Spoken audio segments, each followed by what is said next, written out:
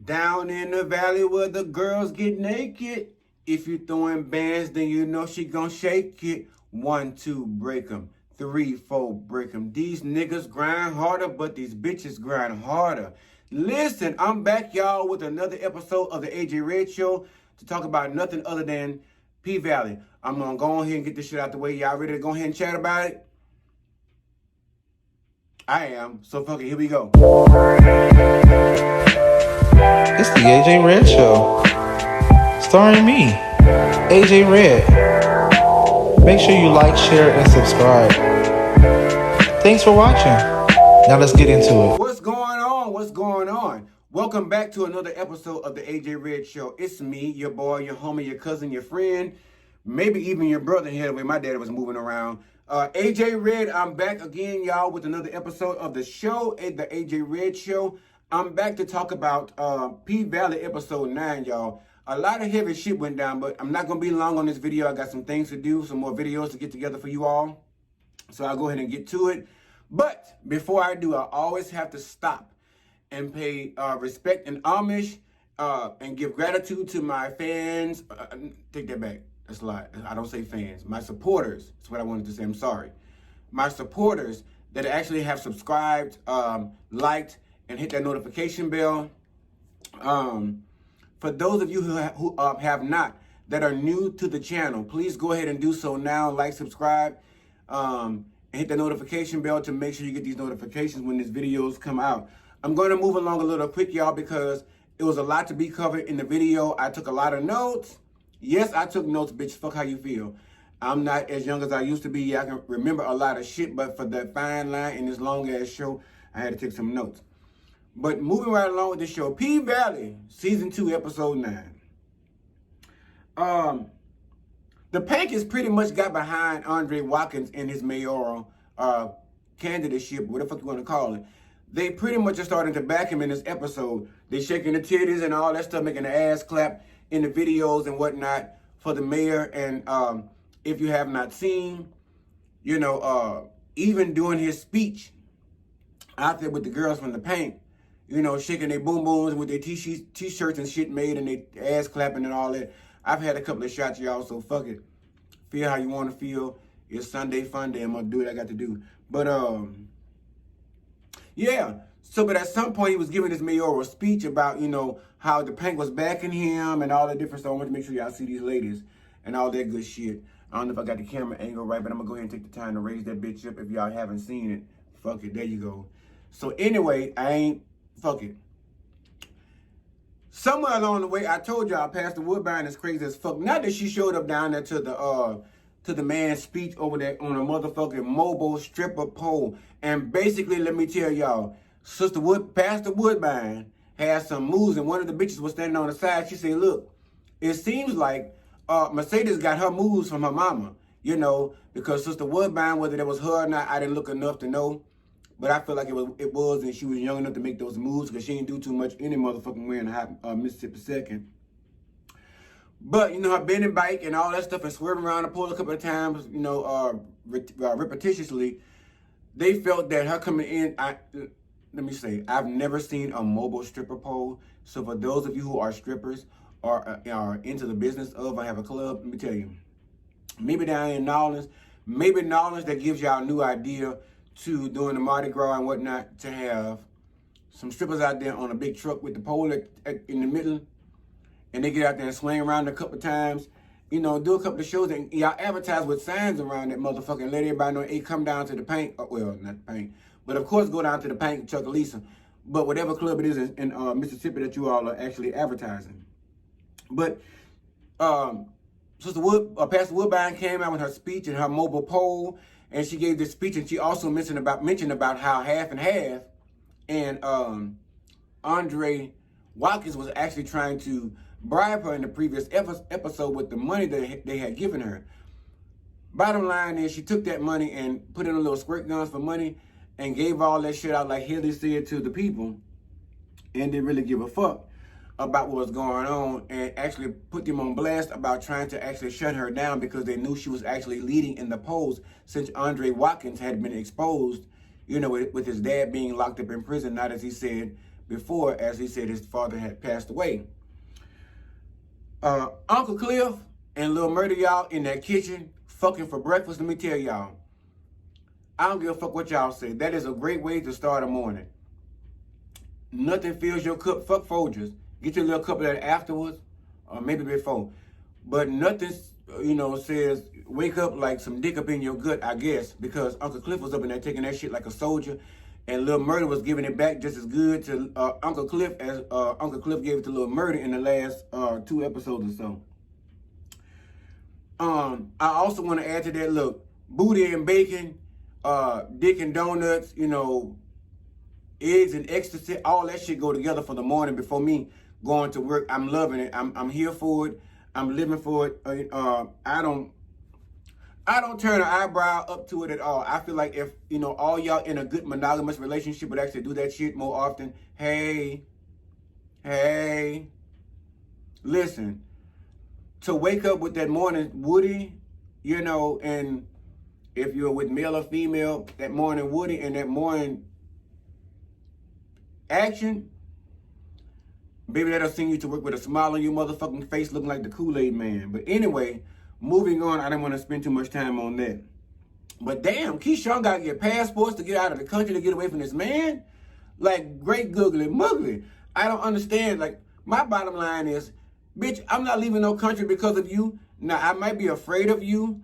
I've been in a situation or two in my day, back in the gap, because I definitely ain't going through that shit in these days or any of the future.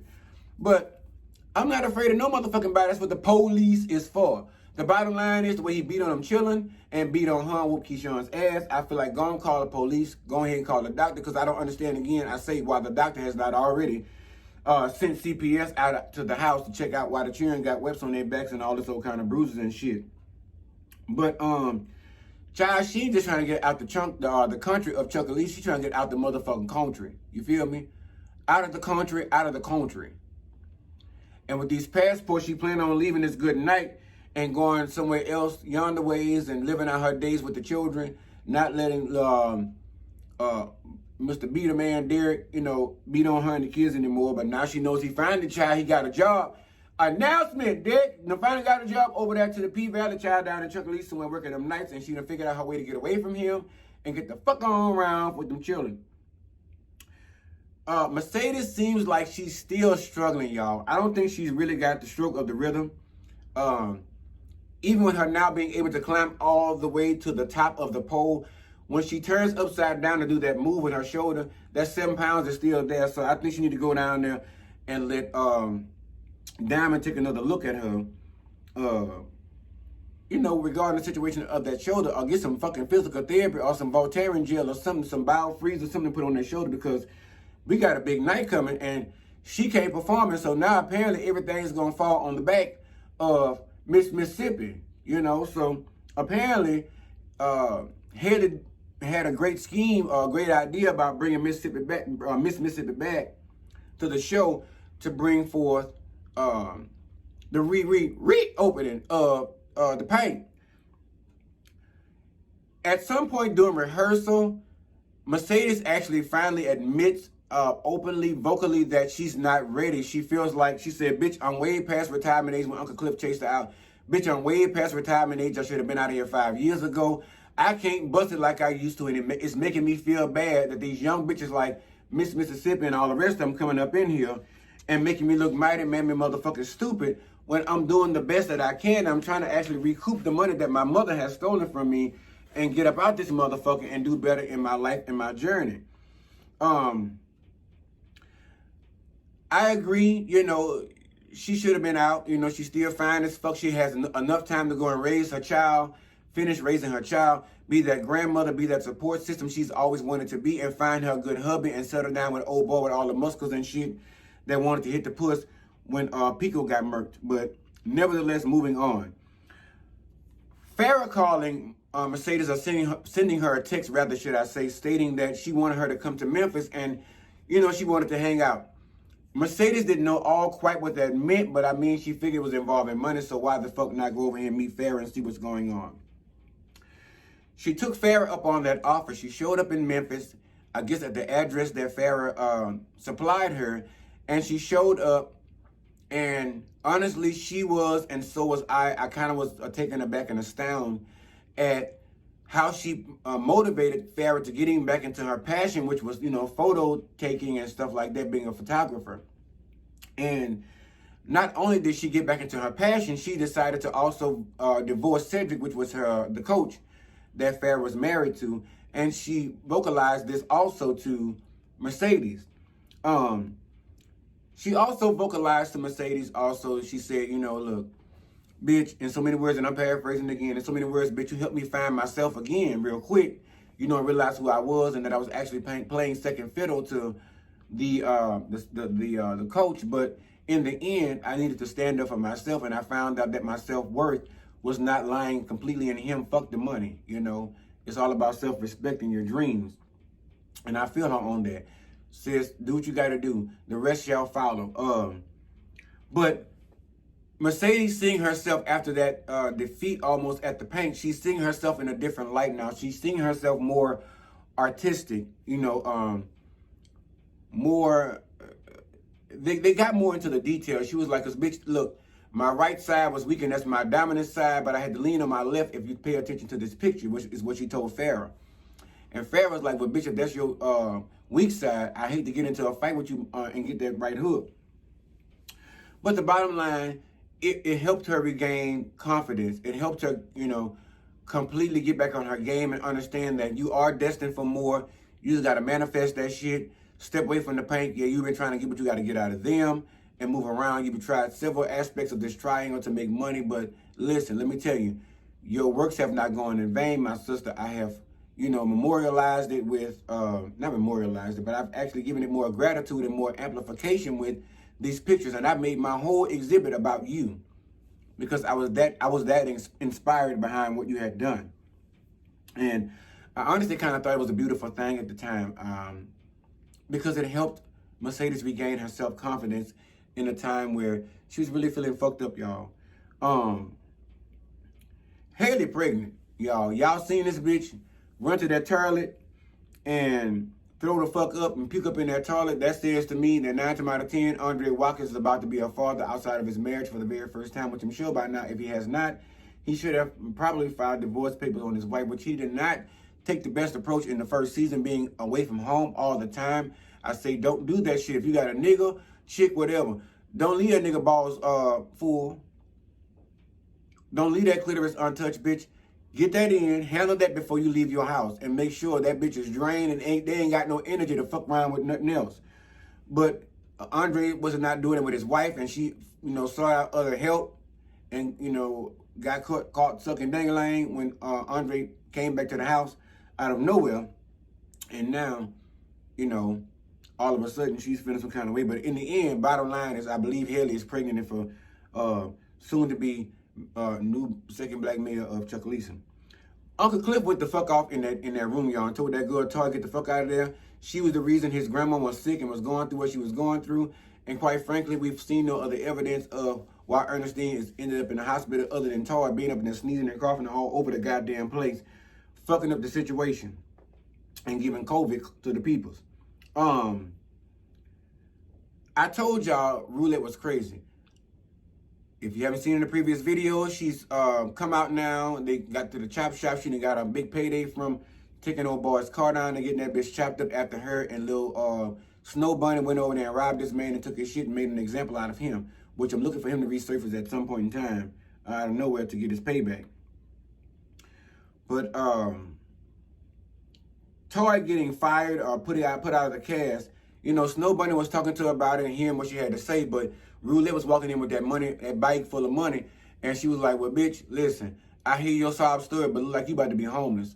Fuck that car note being paid by the end of the week. Fuck that rent. You done made more than enough money. I don't know what rent costs down there in Chuckalissa, but it shouldn't be that motherfucking much unless you live in the city around all the national monuments. It shouldn't be much, but maybe $650 for a 2-bedroom over yonder ways and a 2-bed with washer and dryer and a patio over yonder ways. But after listening to Snow Bunny, Roulette broke down and gave Toy a brick. But when she gave her Skrilla, at the end of the day, she, kind of picked her up as one of her side holes or side hustle holes that Roulette seems to be building outside of the paint. Half and half showing up down into the Paradise Room, whilst Uncle Clifford and y'all shout out to Meg the Stallion for showing up down there to the paint down there, and Chuckalisa being there featured on the show. She looks good, y'all, and she came in doing her thing, rapping like she normally does. She's from here, Houston. She's actually got her degree along with her rapping career. So kudos to you, my sister. I'm happy to say that I'm proud of you for double accomplishment. Well, hell, triple and quadruple, and there are more to come. Blessed upon your life. But Meg the Stallion was really good in playing this role, being sexy, being the rapper, you know, being the fine ass bitch that we all know her to be. But while she was out on the stage, you know, doing all that stuff, you know, half and half showed up down to the paint when she was with Lil Murder and child, listen, the heat. Let me tell you, the Tabasco sauce between Uncle Clifford and Lil Murder in that hallway, y'all. Let me tell you, I felt every bit of what the fuck they was going through. Like I told y'all, this is my channel, and we about to get a little bit more explicit. If you can't take it, then go ahead. This is not the channel for you. Click to the left, the right, swipe, whatever, up, down. Go on to the next video.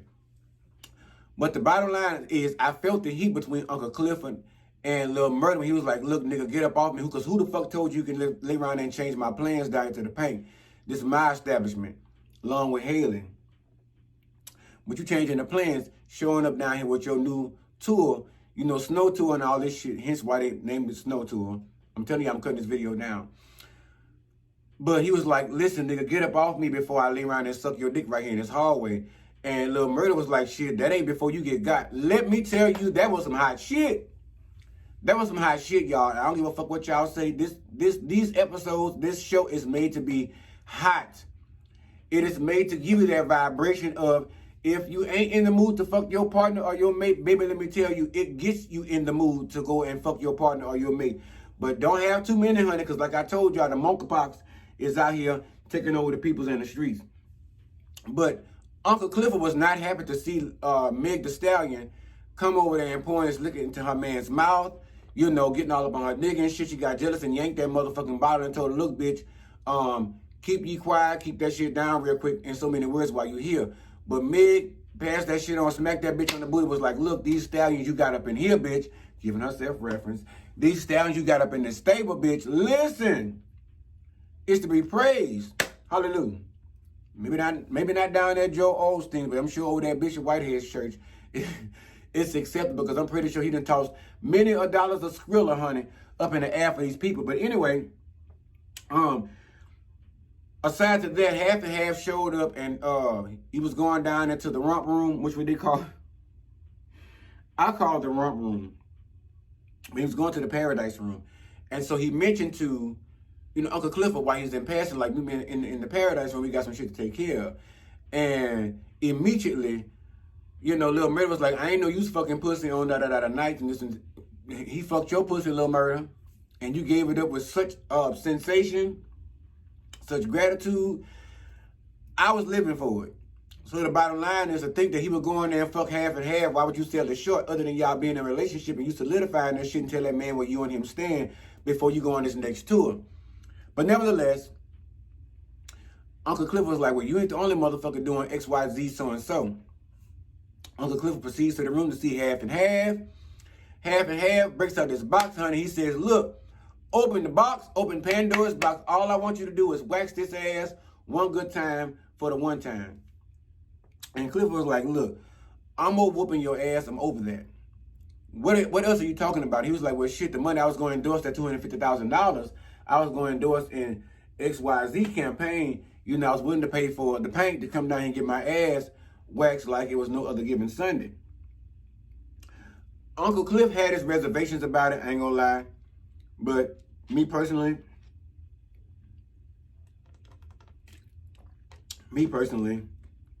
it's Uncle Clifford. He's not in a relationship with Lil Murder or anybody else. So I guess he figured for $250K, why not go ahead and lay it on this half and half motherfucker one more good time.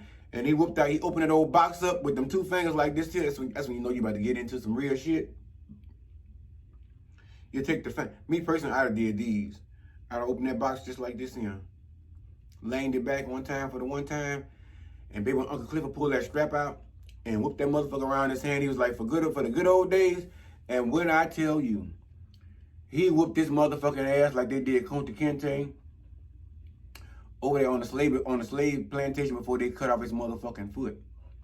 He waxed half and half's ass, listen, like a brand new Cadillac or a brand new Mercedes that had just been bought from the dealership down in the Maserati. He waxed his motherfucking ass. I'm pretty sure the only thing was left to do in the end was to look at the back of that man and see himself in his back. But for $250,000, I mean, I guess Uncle Clifford said, why not?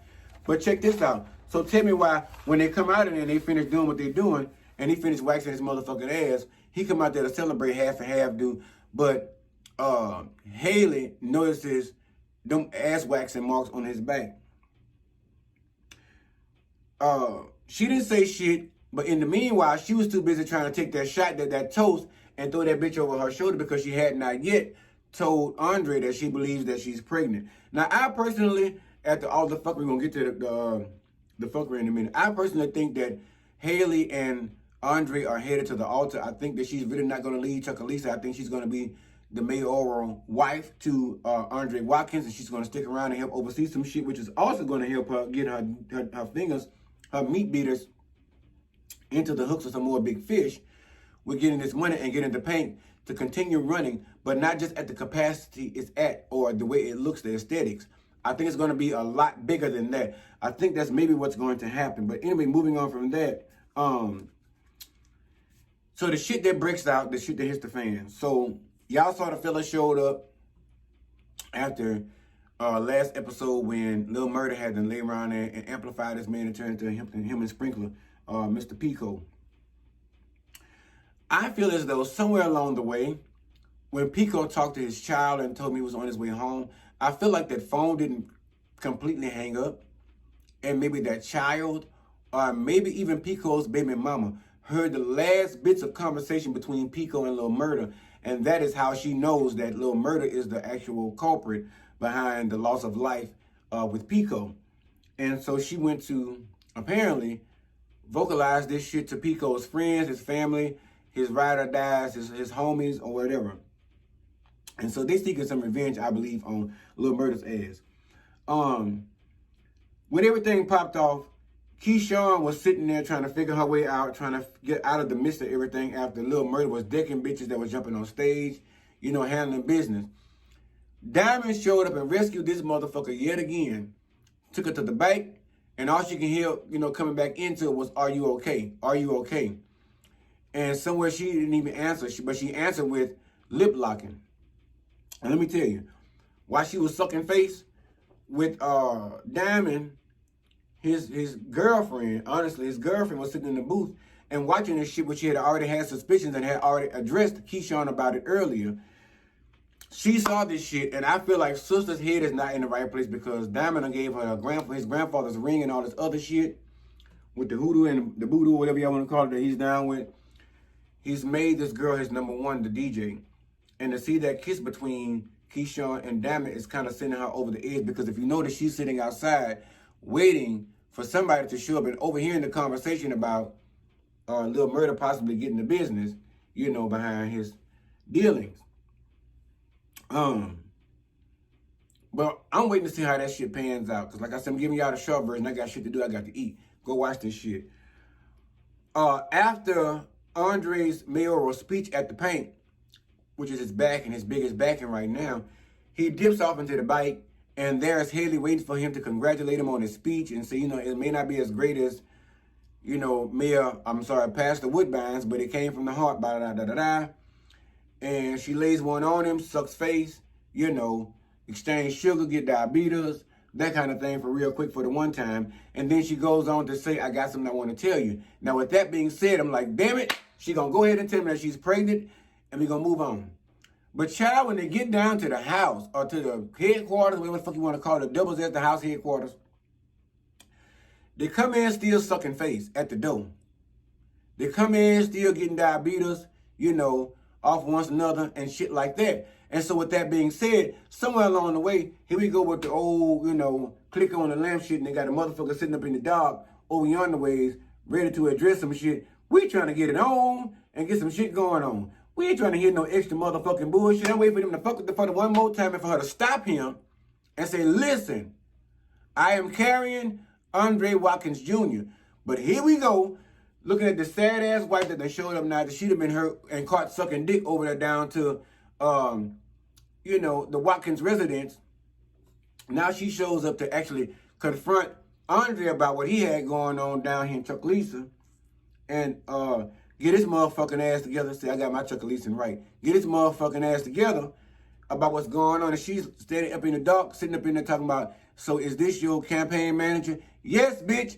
This is my campaign manager. Just like there was your campaign manager when you was over there sucking on that boy's wing. Have we sorted that out? Let's sort out the funky shit first before we get into the funky fresh. Let's talk about it. I feel comfortable with y'all now, so bitch, I can moisturize while I'm talking.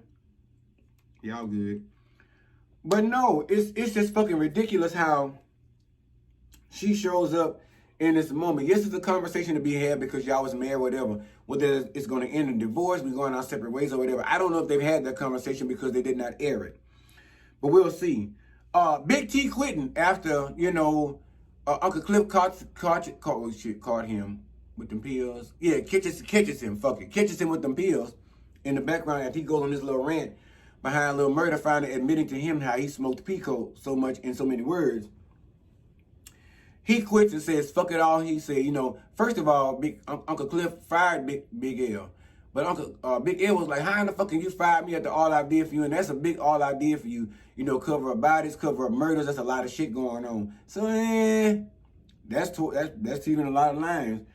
But in the end, Big T decided to say, you know what, fuck that, I'm quitting. Now, Uncle Clifford goes after him and try to, you know, for a second when the door closes, the dramatic end. Like I said before, the baby mama knows that Pico has been smoked probably by Lil Murder. We don't know yet how she knows. We don't know yet what is going to go on with the encountering of Haley and Andre with the wife coming in and the new baby that's on the horizon. We don't know if Sister Woodbine is going to win this election or if actually, you know, titties and tassels and booties and hassles and shit is going to win Andre Watkins, the mayoral candidateship. Fuck. Too many shots. We don't know if Keyshawn is going to get run over by this woman or killed or murked or whatever by this woman on her last night of time. I'm like, sis, she kissed your man one time. You may not know it, but she about to get the fuck out of the States. Let her have this one. Let her go. We don't know how that's going to turn out. Ernestine was still holding on, y'all. But we don't know what the fuck the hospital called and told Uncle Cliff because they didn't tell us. We waiting to see what's happening with that. And she wigged out in the hospital, y'all. We saw that part. We don't know if these men are going to really be on track with killing Lil Murder or making them pay for Pico's death, or what in the fuck leads them to say that, you know, they know that Lil Murder is the one that actually murdered Pico. What does the baby mama know?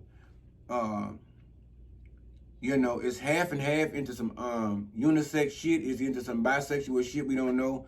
But he is into getting his ass whooped. We're going to see where that goes next episode. And what else? Shit, I think that's about it. I done run over everything. Like I told y'all, I'm hungry as fucking. I've been sitting there drinking these shots to get ready for y'all ass. So y'all need to watch these videos. Make sure y'all like, subscribe, and share. And come back for the next episodes of the AJ Red Show. So with that being said, I'm done, y'all. I got to get out and give me something to eat. And share with somebody you like. Share with somebody you don't like. Share with somebody you know. Share with a motherfucker you don't know. Because at the end of the day, somebody else will like me if you will not. I promise you that. I guarantee you. I have seen it. And I'm watching it. But I love you. I love you all. But still, bottom line is, at the end of the day, real shit. Continue to love yourselves and love somebody else only if they're willing to love you in the same way back, because we're not taking no shorts, no fuckery, no bullshit. All right? Stay monkeypox free. Stop rubbing up against folks and all that shit. Stay in your house. Don't do too much. Stay COVID free too. All right. Love y'all. Holla.